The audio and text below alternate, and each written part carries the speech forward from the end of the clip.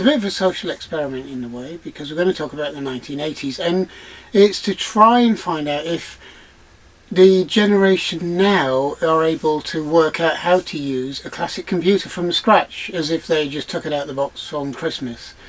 And it's something that I've kind of wondered whether, you know, this generation is able to do it, has the patience to do it, because they're used to just pressing and pointing and clicking now, or using the tablets and just basically using their finger to select whatever game or program they want to run. So that's what we're going to do today. We're going to have a little bit of a look, a bit of an insight into whether classic computers are usable today for today's generation.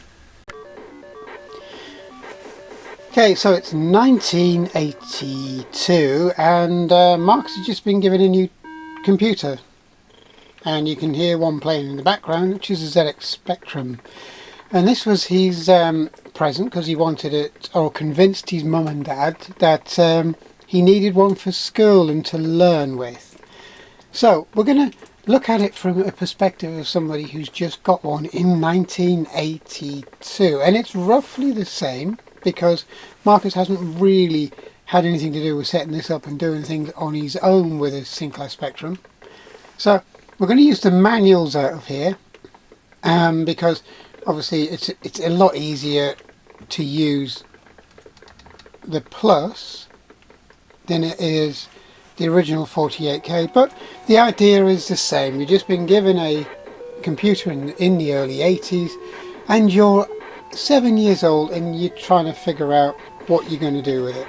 You can see the game running here, and we're going to reset this game from scratch as if it was just taken out of the box, and then Marcus is going to try and do something with the machine. He's going to have a look, flick through the books and see what he can come up with. Remember, a lot of people in the early 1980s were about 7 to 11 when these were interesting to them. So let's have a look. Okay, so we've got BMX Simulator running, okay, yeah. But you wouldn't have that normally running, so what we're going to do is you're going to learn how to load it yourself, because you've used them but you haven't actually done it from scratch. So, you know, you've never actually loaded a cassette tape in and so on, so we're going to try it and see how you get on, okay? Yeah. Okay, so when you first got the machine and you took it out of the box, you wouldn't have had anything apart from these two manuals and maybe a cassette tape or a game or something similar, right? So what we're going to do is we're going to try and see how you get on loading the tape by using one of the manuals. And the easiest manual to use to start off with is the introduction manual, which is the thinner one. So if you move both manuals and then you put the big one behind you, and now you're going to have a read of that one and find out exactly how you do it. Okay, so you've just got this machine, you're from 7 to 11 like a lot of us who got these machines, and then we've got to work out how to do things. Okay, so when you're ready, off you go.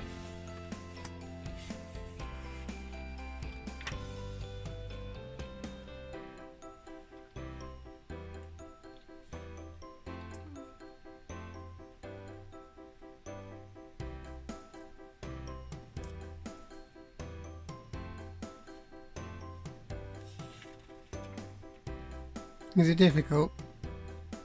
Yeah. Oh.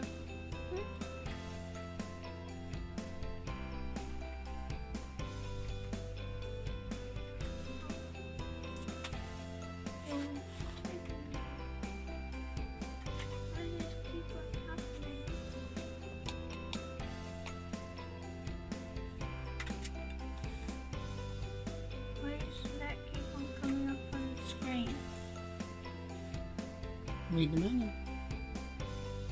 Ah, it's on the turkey, right? Yeah. And then what are these two straight lines? Have a look on the keyboard and see if you can find them.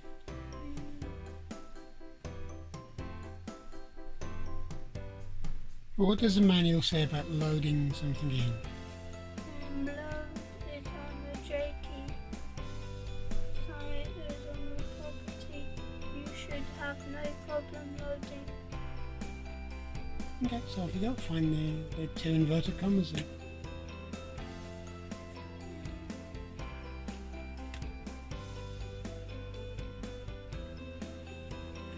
This one.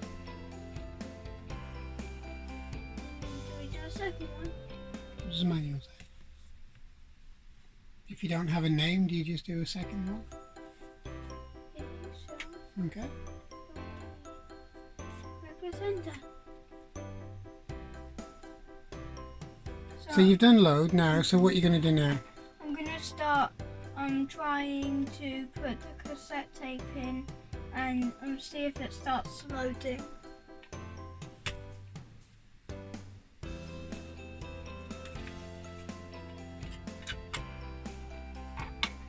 So, do you recognise the buttons on the tape recorder? Yeah, pause. So pause, play, rewind and go a little forwards How do you recognise them? because they're on videos. Which videos? YouTube videos. So they haven't changed? No. No? No. Okay, so they're pretty familiar because they've never changed. So off you go, see how you get on. This one?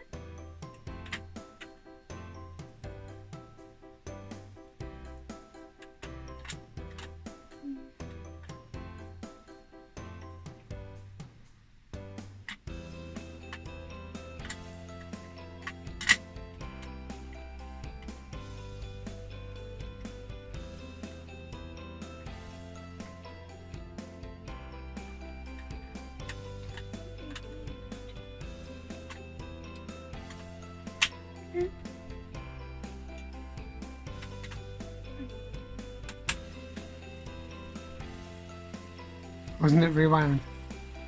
Yeah. No, you have to make sure it's rewound, don't you? Yeah. Okay. You think so? Is this easier or harder than using your tablet? Harder. Why, have you got to learn more? Yeah. Then, do we press this? And play.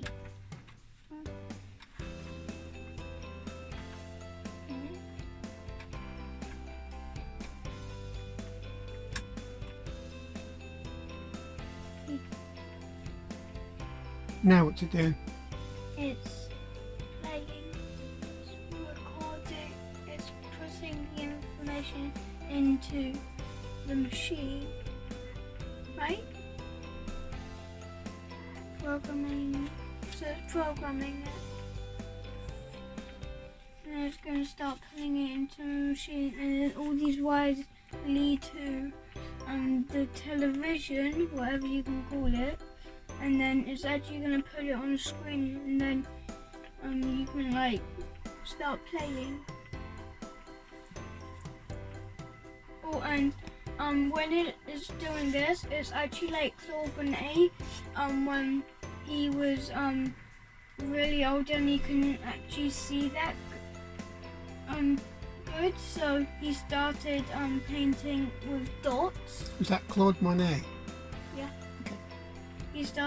So he was really old and he couldn't see properly, so he started painting with dots.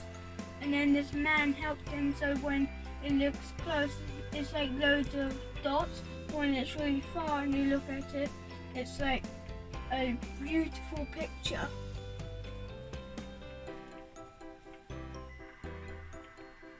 That's because it's you can see the lines build up on a slower computer like this, an 8-bit computer. You don't see it on modern ones because it draws it in an instant. Is it an 8-bit? Yeah. So these are slower, so you actually see it drawing in between the loading. Is it like draw load, draw Yeah, load, draw exactly. load, draw load? Exactly. Okay, I've never played this game before. When it's when it's like playing or loading, the wheels on here is actually spinning really slow, and all these wires bring it into the television or whatever you want to call it, and then it shows it on the screen, and then you can start playing it and having fun. That's kind of how it works, but what it's doing is the sounds you hear are different pitches. A high tone and a low tone makes it 1 or 0, and then it loads the data into the... Like the light, when it's off it's 0, when it's on it's 1. Yep, that's how this works. So the noise you make is lots of ones and pitch changes, which are 1s and 0s, which puts the data into the machine. Ah. And the reason why it runs what you call slow is because it uses its own baud rate, its own pace to load it in. Okay. Okay. Okay, so that's how you load a game. Is it easier or harder than modern games? Harder, because you have to take a cassette tape, whatever you want, and then put it into the data recorder, and then you have to rewind it and then press play, and then it takes about like 10 or 15 to 20 minutes to do that. It's probably not 20 minutes, but you also need to tell the computer to load it as well, Yeah. don't you? Yeah. So you have to learn more to run these machines? Yeah.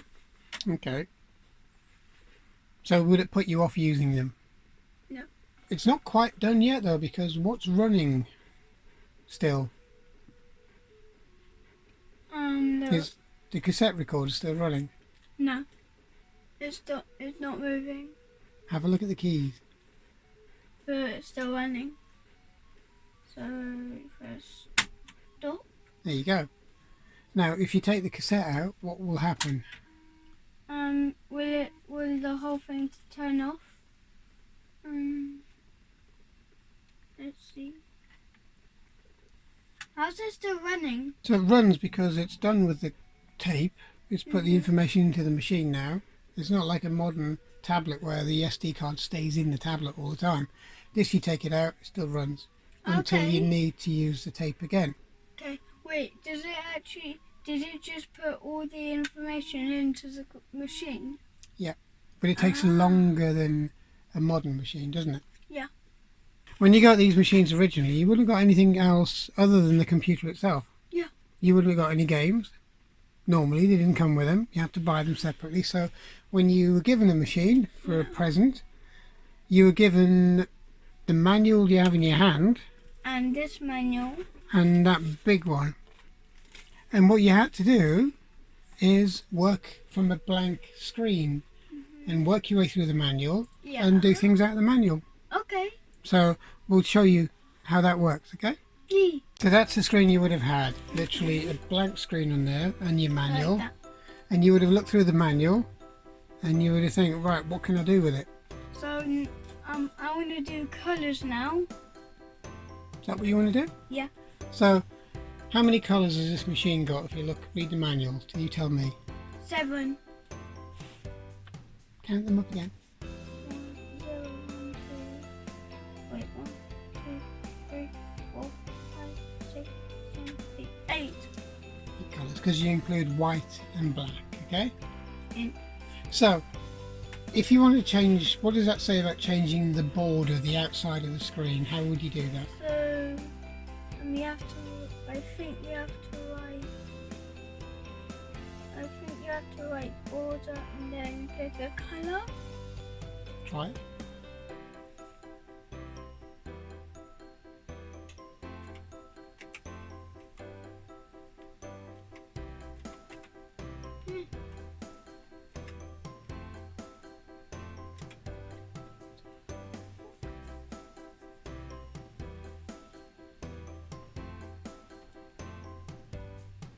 Just choose a colour. It's a number, isn't it? Okay, off you go. And then press return or enter. There you go. See, that's how you start using the computers, okay? So you'd have to work from the manual like this, okay? Now... Let's do paper. Okay. Remember, you might have to put a line number in front of it, like 10. Okay.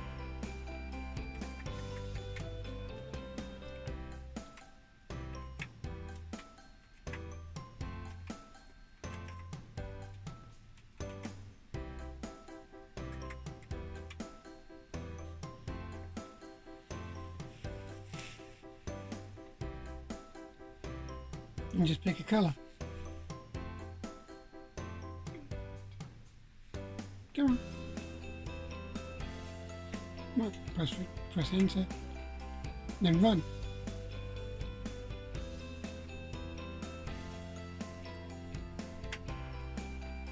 So what colour was that? It was supposed to be yellow. Number 6 is yellow. Okay, so type list. There you go, it's up there. Sorry, just press delete. And then change it from 6 to another colour. So use the arrow keys and change it.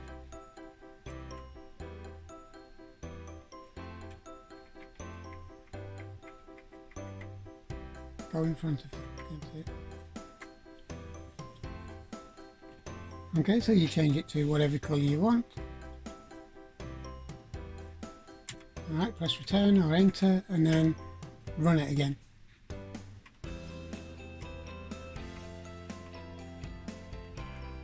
There you go. So, the paper's actually what you would call now a workbench. Okay. Or your screen, and that's your screen size. Okay, so that's how you change colours and borders on these. So you'd have to work through the manual. If you look at the other manual, the big one, how much more complicated is that one? Because remember, the one you got is just to get you started. 10 to 0 to 10. 0 over 10. I think this is 10 really hard. Really hard. So that's teaching you how to program. Okay, the one the small manual is teaching you how to get started. Yeah. So this is the starter one, and then this is like. Then you move on to that one. This Okay. is like the ender one. So what would you think about having to work out of these two books when you first got your computer? That's all you got. I would start using this first, Mm-hmm. and then start learning all the stuff through, and then start doing programs off of this. Would you enjoy it, or would you rather have just played a game? I would start learning about computers. That's what people did. Originally, that's what people did. They got these to learn with. Okay, the original micros were to learn how to program. That's exactly what they did. Games came a little later, really. Like about 5 years later. No, see, there's always been games. You know, people realised these machines could do games, which you know about. Okay, so but originally it was to follow those books. And you would follow the instructions in there and learn how to program your computer. How would that make you feel as if you got that machine for a Christmas present or birthday and you had to work from those books? I would be a little excited and happy, because then I get to learn how to use computers and learn about them. That's what people did. It wasn't about games originally. So how would you feel if this was your only computer? You didn't have tablets, you didn't have your laptops that you have now, you didn't have your mobile phones, and that's how you had to use a computer. Would it put you off using them? No. Why? Because they help you learn. Is it harder? Yeah, but they actually help you learn a bit more than playing games. That's it. That's what they were for. Really, computers aren't really... They are for playing games now as well. They always have been. But they're also a good tool to learn on. Yeah. Can I have one of these? You want one? Yeah. Okay, what I can do is on your laptop that you've got, your modern laptop, I could put an emulator on to make it think it's one of those. Yeah. And then you can work through these manuals. These, okay, and learn as much as you can about it. And then once you've done that and you're still want to go on, you can then come down and use one of the old machines and put into practice what you've learned. Okay. Is that what you want? Okay, so we'll do that, okay?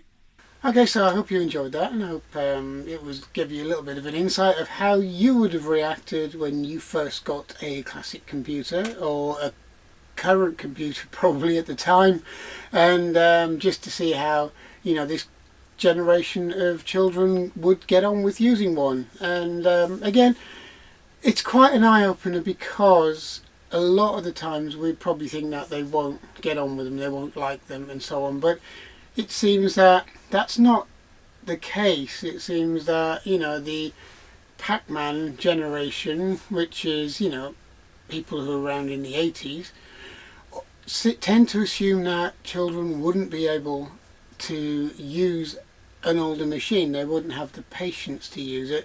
A lot of the time it is probably a good assumption, because, you know, the point and click generation generally don't seem to have the patience, but that's not for everybody. And I think there was a lot of children out there around about the age a lot of us were when these machines came out, who enjoy using them, enjoy the challenge, enjoy learning. So that is a bit telling, and the fact that, you know, these classic computers still have a use and they're still educational. So thanks for watching. I hope you enjoyed it. Click subscribe, please. There's more content coming. And if you like this little foray into kind of the social side of classic computing, please click like, and hopefully we'll see each other on this channel very shortly. Okay, thanks for your time. Thank you.